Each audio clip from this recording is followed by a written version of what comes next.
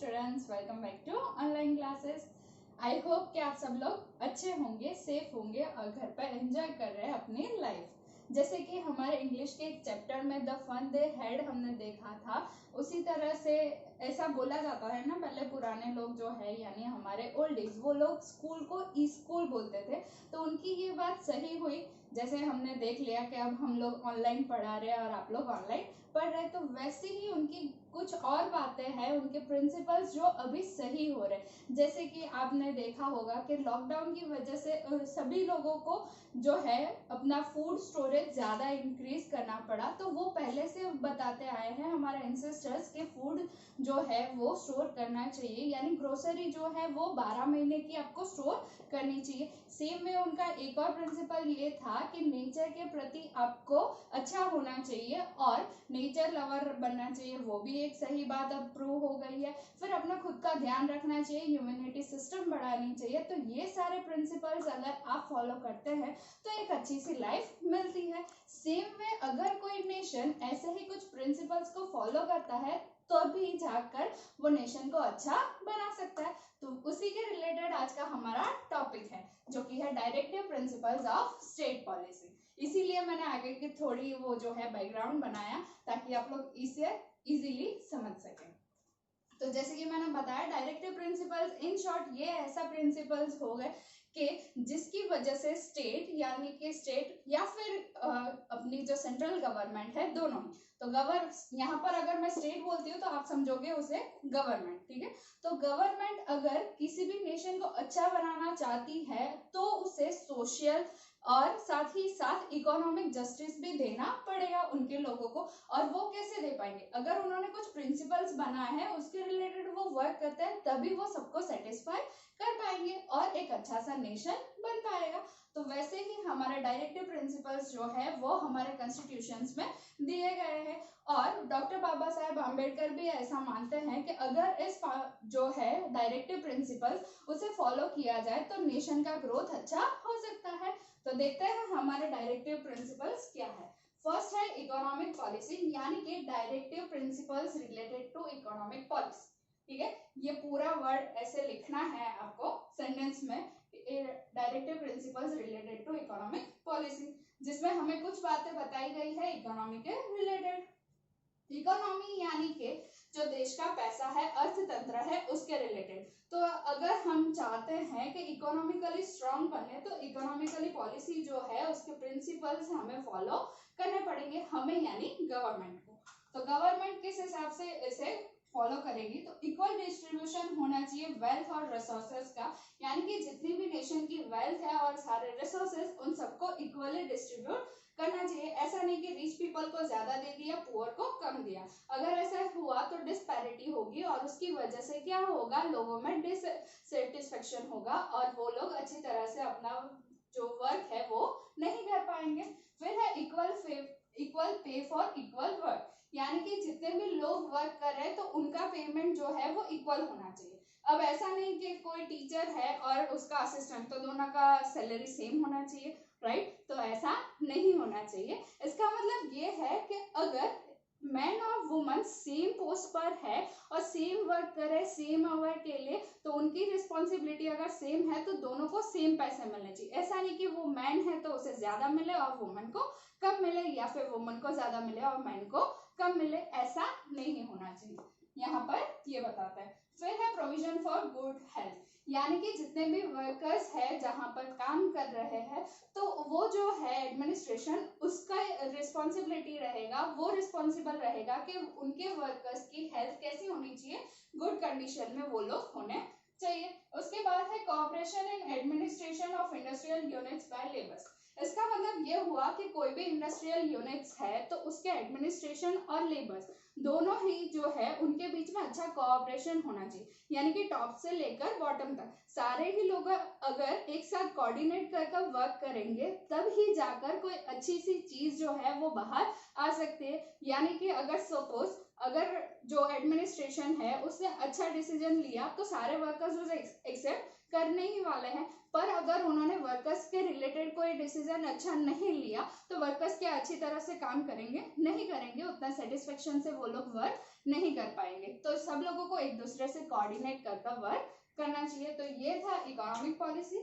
Second one जो है वो है सोशल पॉलिसी, यानी कि जैसे इकोनॉमिक डेवलपमेंट जरूरी है, साथ ही साथ सोशल डेवलपमेंट भी जरूरी है। तो उसके लिए कौन से है पॉलिसीज? तो फर्स्ट है कि हमारी जो सोसाइटी के वीकर क्लास है यानी कि SC ST सोशल ट्राइब जो है वो, सॉरी सोशल ट्राइब नहीं, शेड्यूल्ड ट्राइब्स और शेड्यूल्ड कास्ट, साथ ही साथ बैकवर्ड क्लास के जो लोग हैं उन लोगों को भी जस्टिस मिलना चाहिए, उनके साथ अनफेयर नहीं होना चाहिए। तो एक ये अगर उनके साथ जस्टिस हुआ तभी जाकर वो लोगों का डेवलपमेंट होगा और सारे ही जो क्लास है यानी कि नेशन के जितने भी पीपल है उन लोगों का भी डेवलपमेंट साथ ही साथ होता रहेगा। और सेकेंड वन है social justice in matter of marriage divorce, यानी कि जितने भी सोशल रिलेटेड सारे ही प्रॉब्लम्स है उन सबका भी सॉल्यूशन आना चाहिए। तो ये थी सोशल पॉलिसी। आगे बढ़ते हैं इंटरनेशनल एंड पॉलिटिकल पॉलिसी, जिसमें पहला है पंचायती राज, यानी पंचायती राज जो है वो पॉलिटिक्स के रिलेटेड है।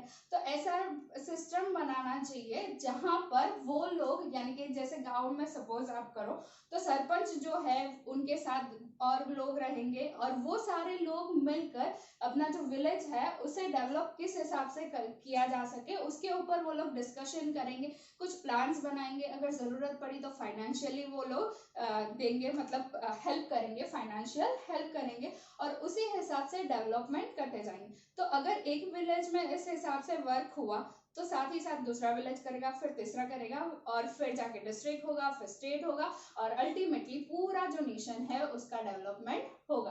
तो इस हिसाब से ये सारी पंचायती राज सिस्टम वर्क करती है।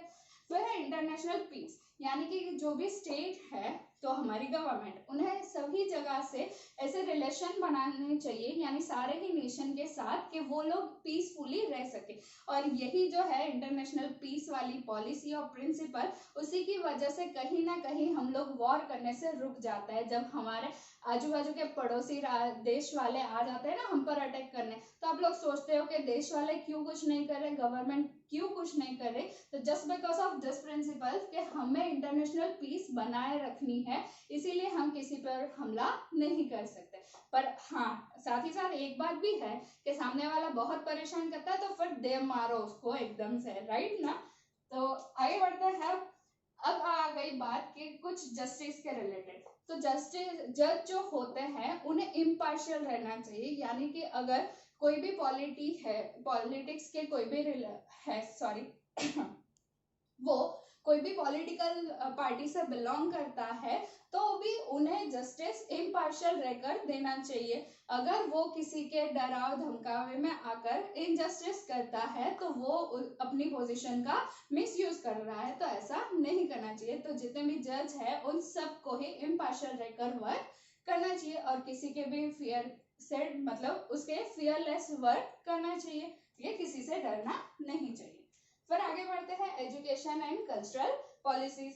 तो इसमें क्या है, हमारा एक फंडामेंटल राइट आप लोगों को याद होगा कि राइट टू एजुकेशन। तो वो राइट टू एजुकेशन जो है 2009 में आया हुआ, वो उसके रिलेटेड पॉलिसी भी है और एक हमारा राइट भी हो गया कि 6 to 14 ईयर के जितने भी चिल्ड्रन हैं उन्हें फ्री और कंपलसरी एजुकेशन मिलना चाहिए। तो ये हो गया हमारा एजुकेशनल पॉलिसीज उसके रिलेटेड। अब कल्चरल पॉलिसीज, तो हमारे जितने भी कल्चरल हेरिटेज है, हेरिटेज यानी हमारे फोर फादर्स ने हमें जितनी भी चीजें दी है वो सारी हो गई हमारा हेरिटेज। और कल्चर का मतलब ये हुआ कि हमारे एंसेस्टर से हमें जितनी भी चीजें मिली है, फॉर एग्जाम्पल कस्टम्स है, ट्रेडिशंस है, रूल्स है और साथ ही साथ कुछ हैबिट्स जिसकी वजह से ह्यूमंस अच्छी लाइफ जी सकते हैं, तो वो सारी चीजें जो है वो हो गया हमारा कल्चरल हेरिटेज। तो वो हेरिटेज जो है उसे बचाकर रखना चाहिए। तो स्टेट को ऐसी पॉलिसीज बनानी चाहिए कि जो हमारे टेम्पल है, फिर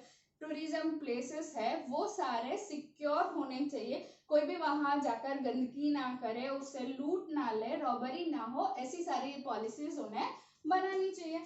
और लास्ट वन है हेल्थ पॉलिसी। तो हेल्थ जो है वो सबसे ज्यादा इम्पोर्टेंट है। और अभी के कोरोना चल रहा है तो आप लोगों को पता है कि हेल्थ कितनी इम्पोर्टेंट है।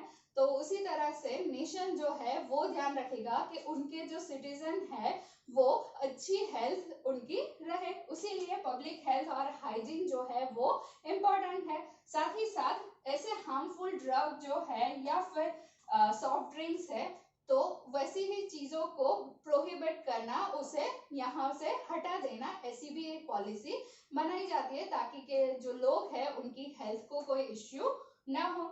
और एनवायरमेंट कितना जरूरी है तो एनवायरमेंट को भी बचाना उतना ही जरूर है। कुछ ऐसे प्रोविजंस बनाने चाहिए जिसकी वजह से हमारा एनवायरमेंट जो है वो अच्छा रहे।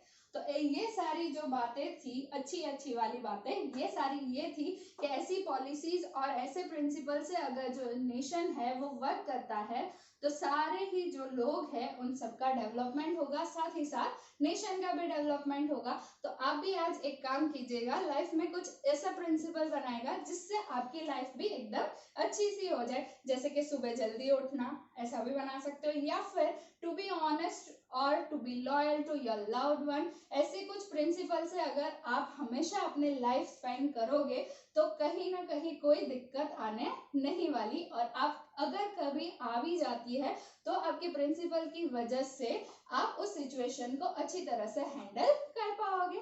तो जल्द ही मिलेंगे एक और नए टॉपिक के साथ। Till then bye.